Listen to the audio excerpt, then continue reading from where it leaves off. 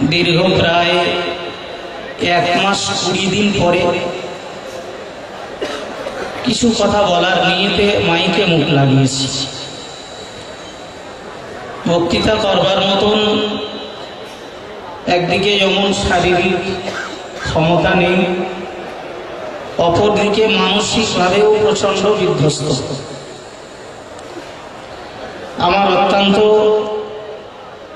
বন্ধুবর্গ, আমার প্রাণ প্রিয় মেজ ভাই মুফতি আব্দুল মতিন সাহেবকে বলছিলাম, ভাই জামিয়া রিসালের সওয়াব হচ্ছে, বাড়ির বিছানাটা যেন আমার কাটার মতো হয়ে গেছে। আমার আব্বাকে সঙ্গে নিয়ে আজকে আপনাদের মাঝে উপস্থিত হয়েছি। কেন বা এলাম? এই কোরআন শরীফের একটা ছোট্ট সূরার কয়েকটা শেষের আয়াত পড়েছি। আমরা প্রতিনিয়ত নামাজে আল্লাহর কাছে বলি, ইহদিনাস সিরাতাল মুস্তাকিম। আল্লাহ আমাদের সহজ সরল সঠিক রাস্তা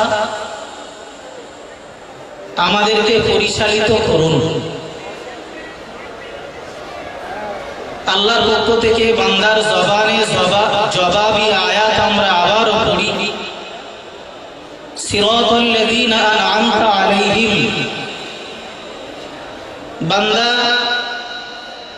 ওই পথটাই হলো সঠিক, যে পথে আমার বান্দারা নিয়ামত প্রাপ্ত হয়েছেন। আমরা আবারও আল্লাহর কাছে দোয়া চাই, গায়রিল মাগদুবি আলাইহিম ওয়ালাদ-দাল্লিন।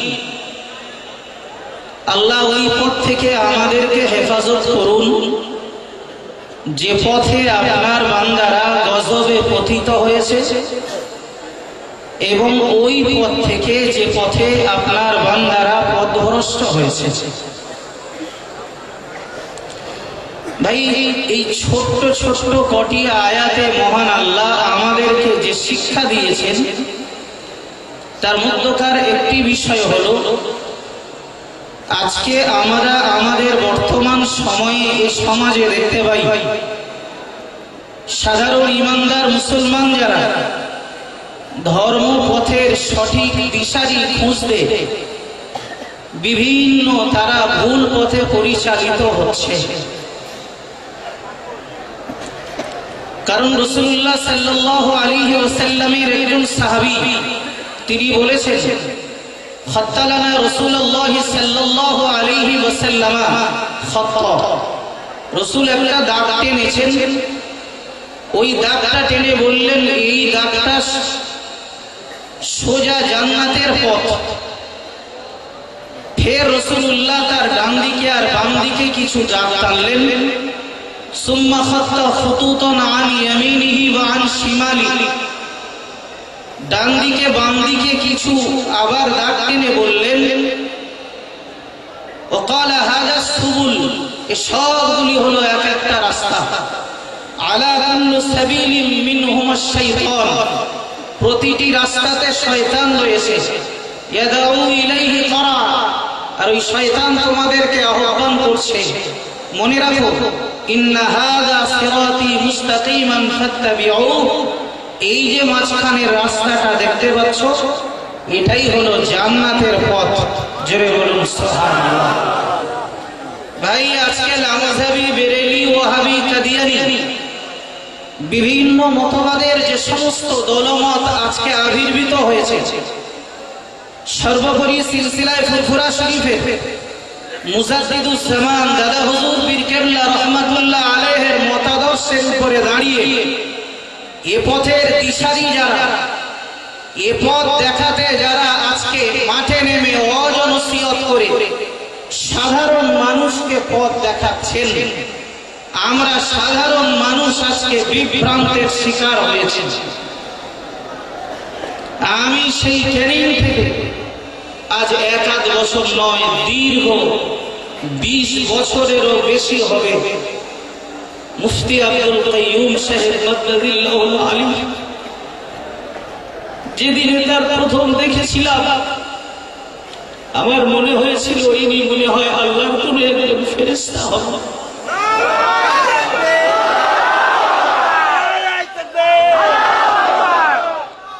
আমি তার চলা, তার বলা, তার হাঁটা, তার দাঁড়ানোর ভঙ্গি, কারণ রাসূলুল্লাহর হাদিসে রয়েছে মান আতানি ফাকাদ আতাল্লাহ, যারা আমি নবী আমাকে মহব্বত করলো, আমার অনুসরণ করলো, তারা আল্লাহকেই মান্য করলো। ওয়া মান আসানি ফাকাদ আসাল্লাহ, যারা আমার অমান্য করলো, অস্বীকার করলো, নাফরমানি করলো, তারা আল্লাহকেই অস্বীকার করলো, নাফরমানি করলো। রাসূল বললেন ওয়া মান আতানি ওয়া মান আতা আমিরি, যারা আমার শরীয়তের আমিরকে মান্য করলো, যারা আমার শরীয়তের ইমামকে মান্য করলো, যারা আমার শরীয়তের খাঁটি যোগ্য মুহাক্কিক হাক্কানি রব্বানি আল্লাহওয়ালা আলেমদেরকে অনুসরণ করলো, আমি নবী তারা আমাকেই অনুসরণ করলো। বলুন সুবহানাল্লাহ। ভাই আমরা আর নবী পাবো না, কিন্তু প্রকৃত নবী পাকের ওয়ারিস যারা, নবী পাকের খাঁটি যোগ্য মুহাক্কিক হাক্কানি রব্বানি আলেম যারা, ইলম থাকলে হবে না বাবু, তার উপযুক্ত আমলের প্রয়োজন। এমন একজন মুহাক্কিক মানুষকে আমি ছোটবেলা থেকে খুঁজেছিলাম। আজকে আমি অসুস্থ ভাই, আমার গ্রামের লোক কতবার দেখতে আসে, যতবার মুফতি সাহেব আমাকে দেখতে গেছে আমি খুব লজ্জিত হতাম। হুজুর আমার কাছে দোয়া চাইতেন আর বলতেন আহসানুল্লাহ তুমি দোয়া চাও, তুমি অসুস্থ, তোমার দোয়া আল্লাহ কবুল করবে। আমার দুটো মেয়ে অসুস্থ হয়ে হসপিটালে ভর্তি, আমার কাছে ফোন করে দোয়া চেয়েছে। আমি অত্যন্ত লজ্জিত, আমি আল্লাহর কাছে দোয়া চাইছি, আল্লাহ আমার দোয়া কবুল নাই হোক, আপনার খাঁটি যোগ্য মুহাক্কিক আলেমের ইজ্জত আপনি রক্ষা করুন। আমার বিশ্বাস ভাই, আমার কেমো দেওয়া হয়েছে এই 10-12 দিন হলো। মানুষ ভুল কথা বলে, মানুষ দাঁড়াতে পারে না। আমার বিশ্বাস মুফতি আব্দুল করিম হুজুর এই রাতের বেলা আমার জন্য কেঁদেছে। আমার অসুস্থতার কথা শুনে উনি বলছেন আমি প্ল্যাটফর্মে বেহুলা হয়ে কাঁদতে কাঁদতে বেড়াচ্ছিলাম। আমার আত্মবিশ্বাস হুজুরের দোয়ায় আমি সুস্থ হয়েছি।